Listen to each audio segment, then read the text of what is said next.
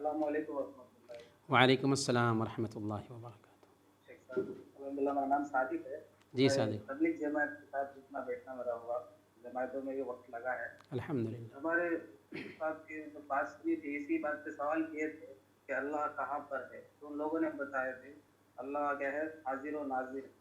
اور اس کے بعد قرآن کے اندر سورہ قاف میں آیت نمبر 16 کے اندر اللہ تعالیٰ فرماتے ہیں اور ہم اس کی شہ رگ سے بھی زیادہ قریب ہے۔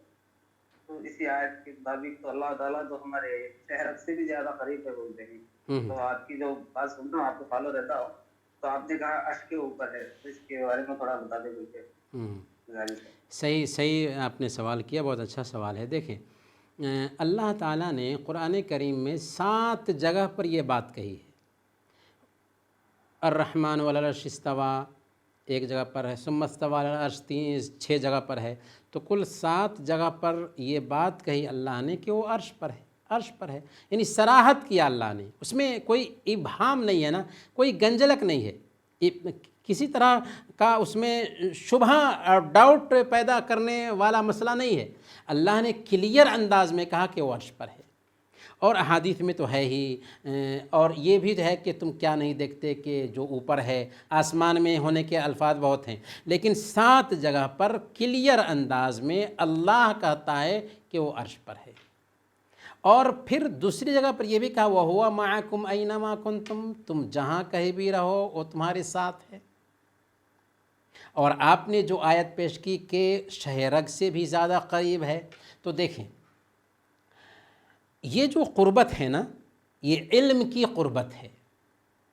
عرب کہتے ہیں میں چلا اور چاند ہمارے ساتھ تھا،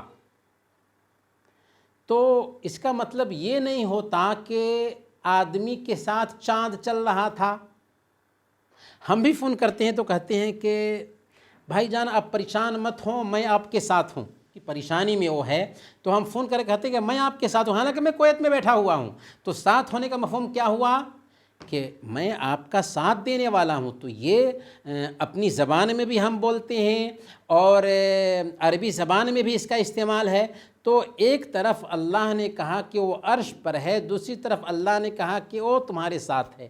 تو ساتھ ہونے کا مفہوم یہ ہوا کہ علم کے اعتبار سے وہ ساتھ ہے، وہ ہر جگہ پر جان رہا ہے، ہر جگہ پر دیکھ رہا ہے، ہر جگہ پر نگرانی کر رہا ہے۔ اس طریقے سے بات بالکل کلیئر ہو جاتی ہے، اور یہ مفہوم خود عرب بھی بیان کرتے ہیں نا۔